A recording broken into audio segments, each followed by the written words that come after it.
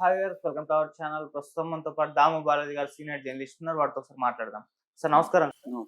Sir గత కొన్ని రోజుల నుంచి కూడా చూస్తున్నాం సినిమా ఇండస్ట్రీలో పవన్ కళ్యాణ్ గారు వర్సెస్ సినిమా ఇండస్ట్రీ అన్నట్టుగా మారిపోవడం చూసాము. అంటే థియేటర్ల బంద్ ఎప్పుడైతే అంశం తెరపైకుందో అప్పుడు పవన్ కళ్యాణ్ గారు సీరియస్ అవ్వడం, వాళ్ళ మీద ఒక ప్రెస్ నోట్ రిలీజ్ చేస్తూ చూడడం ఇదంతా కూడా చూసాం. అయితే ఇప్పుడు రీసెంట్ గా జరుగుతున్న పరిణామాలు ఏంటంటే థియేటర్ల మీద రైడ్లు జరుగుతున్నాయి. అంటే ఎగ్జిబిటర్ల మీద కోపంతో పవన్ కళ్యాణ్ గారు ఈ విధంగా చేస్తున్నారని కూడా చెప్తున్నారు. అంటే థియేటర్లలో ఏ విధంగా ఉన్నాయి పరిస్థితులు, బాలేకుంటే సీజ్ ద థియేటర్ అంటున్నారు అని చెప్పేసి కూడా అంటున్నారు. అసలు ఏం జరుగుతుంది మరి థియేటర్ల విషయంలో? ఇప్పుడు ఆయన ఈ విధంగా సీరియస్‌గా ఉంటే రేపటి రోజు థియేటర్‌లన్నీ మూతపడే అవకాశం ఉందని కూడా చాలా మంది భావిస్తున్నారు. సో, ఎక్కడి వరకు వెళ్తుంది? యాక్చువల్‌గా ఇప్పుడు ఒక స్లోగన్ విపరీతంగా వైరల్ అవుతుంది. అదేంటంటే సీజ్ ద థియేటర్స్. ఇంతకుముందు ఆయన సీజ్ ద షిప్ అన్నాడు.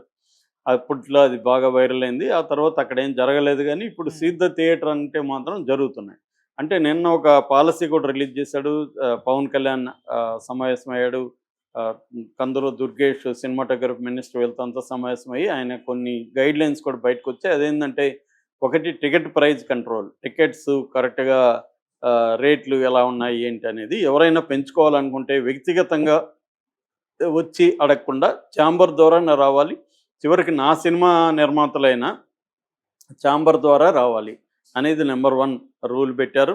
నెంబర్ 2 వచ్చి regulations, food and drinks, fair pricing, quality, మోనోపలీని తొలగించడం. ఇది థియేటర్‌కి సంబంధించింది. థియేటర్లలో వసతులు బాగున్నాయా? బాత్రూములు ఇవన్నీ శానిటేషన్ ఎలా ఉంది?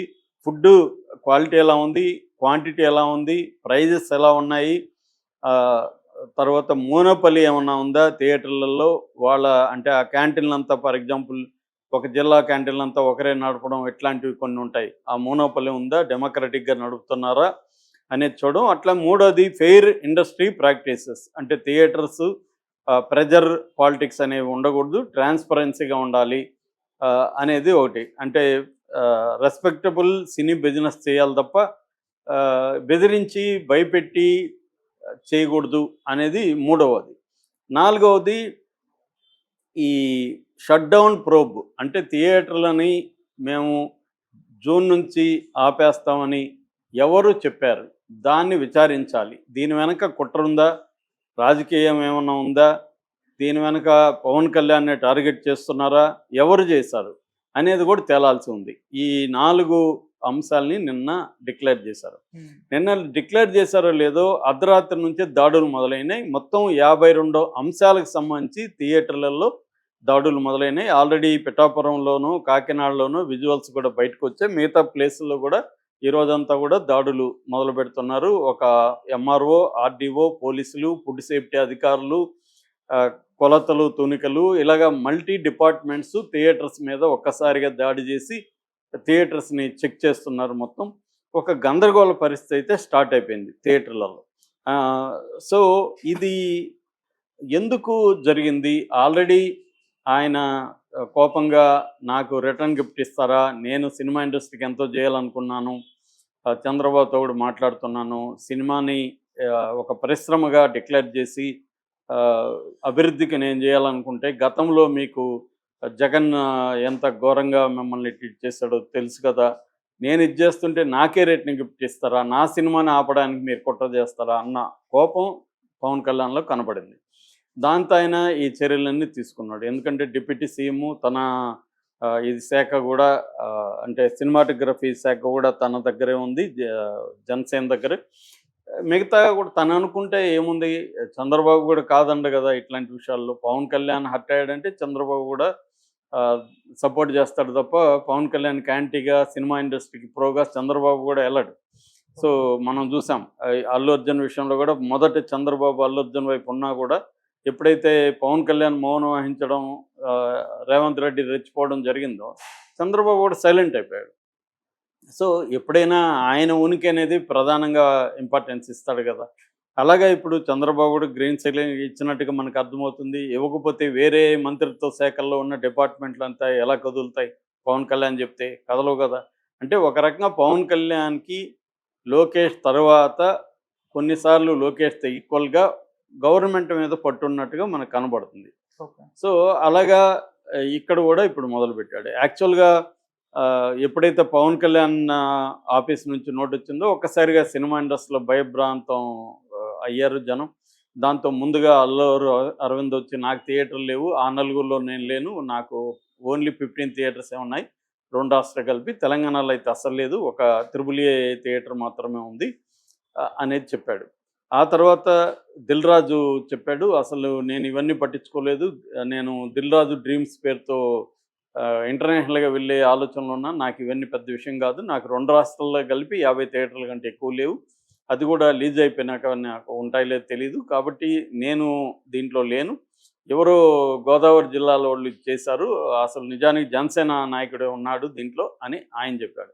దాంతో పవన్ కళ్యాణ్ ఆ జనసేన నాయకుడు ఎవరు ఏంటని ఎంక్వైరీ చేసి రాజమండ్రికి సంబంధించి జనసేన ఇన్ఛార్జి, రాజమండ్రి నగర ఇన్ఛార్జిగా ఉంటున్న అత్తి సత్యనారాయణ, ఆయనకి థియేటర్స్ ఉన్నాయి, ఆయన దీంట్లో ఉన్నాడని దిల్ రాజు ఇండైరెక్ట్గా ఆరోపించాడు కాబట్టి ఆయనకి నోటీస్ ఇచ్చారు, సభ్యత్వాన్ని రద్దు చేస్తున్నాం, సిటీ ఇన్ఛార్జిగా కూడా మిమ్మల్ని తీసేస్తున్నాం, మీరు నిర్దోషాన్ని ప్రూవ్ చేసుకునే వరకు మీ సభ్యత్వం రద్దులో ఉంటుంది, నిర్దోషాన్ని ప్రూవ్ చేసుకుంటే మళ్ళీ మీకు సభ్యత్వం ఇస్తాము అన్న దీంట్లో ఆయనకి కూడా సస్పెండ్ అయితే, అంటే పార్టీ నుంచో పీకేశారు.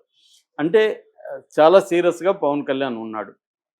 అయితే ఇప్పుడు చర్చ ఏమవుతుందంటే థియేటర్స్ బంద్ చేసే వాళ్ళకి హక్కు లేదా, థియేటర్లో వాళ్ళ సమస్యలు ఉన్నాయి, వాళ్ళకి రెంటల్ అనేది ఇబ్బందిగా ఉంది, వాళ్ళు బంద్ చేస్తే తప్పేంటి అనేది, అంటే వేరే వాళ్ళు బంద్ చేస్తే పవన్ కళ్యాణ్ గతంలో అంతా సపోర్ట్ చేయలేదా, ఇప్పుడు తన సినిమాకి వచ్చేసరికి ఇంత కోపం ఎందుకు, ఇంత పర్సనల్గా ఎందుకు తీసుకోవాలి, థియేటర్లో వాళ్ళు నీ సినిమానే కదా కదా, వేరే కుబేర ఉన్నాయి, తగ్గులైపు ఉన్నాయి, కన్నప్పు ఉంది, ఇలాంటి సినిమాలన్నీ ఉన్నాయి కాబట్టి మనం ఇప్పుడైతే బంద్ అని మాట్లాడితే మన సమస్యలు వీళ్ళు చర్చిస్తారు, ఎప్పటి నుంచో ప్రొడ్యూసర్లు వాళ్ళ సమస్యల గురించి పట్టించుకోవట్లేదు కాబట్టి వాళ్ళు థియేటర్లలో అనుకొని ఉండొచ్చు, వాళ్ళేమీ ఓపెన్గా డిక్లేర్ చేయలేదు, ఏం లేదు, అనుకోవడమే నేరమా, వాళ్ళ మీద ఇంత పగబట్టాలా పవన్ కళ్యాణ్, అతను సినిమా ఇండస్ట్రీ మనిషి అయింది, అతను థియేటర్ లేకపోతే అతని సినిమాలు అతనికి ఇంత డబ్బులు ఎక్కడి నుంచి వస్తాయి, అతని సినిమాలు ఎలా ఆడతాయి, థియేటర్ల వల్లనే కదా, థియేటర్లు కూడా వాళ్ళ సమస్యలు డిస్కస్ చేయకూడదా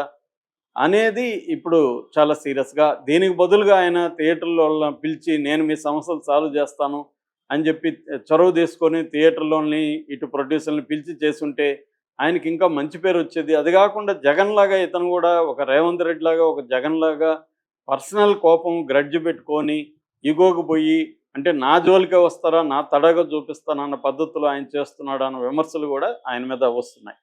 రెండోది ఏంటంటే అసలు ఈ మొత్తం వ్యవహారంలో ఎందుకు ఇంత బడ్జెట్లు పెరుగుతున్నాయి, ప్రధాన కారణం హీరోలే కదా, ఇన్క్లూడింగ్ పవన్ కళ్యాణ్. పవన్ కళ్యాణ్కి రెమ్యునరేషన్ ఎంత, మొన్నటి వరకు పర్ డే ఆయనకి 3 కోట్లు, 20 రోజులు ఉంటాడు మ్యాక్సిమం షూటింగ్లో, మిగతాంతా డమ్మిల్ని వాళ్ళని పెట్టి తీసేస్తారు, 20 రోజులకి ఆయనకి 60 కోట్లు వస్తుందని చెప్పేవాడు. ఇవాళ 100-120 కోట్లని కూడా మాట్లాడుతున్నారు, అది ఎంత నిజం మనకు తెలియదు.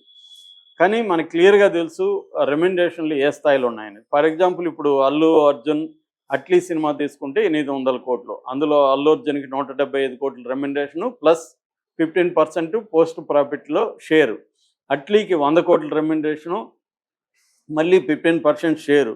అంతకుముందు అట్లీ రెమ్యునరేషను జవాన్లో ఎంత ఉన్నింది, జస్ట్ 5 కోట్లు ఉన్నింది, 5 కోట్లు ఉన్నింది 100 కోట్లకు పెరిగిందని చెప్తున్నారు జవాన్ నుంచి, అంటే దాదాపు 233% ఆయనకి పెరిగిపోయింది.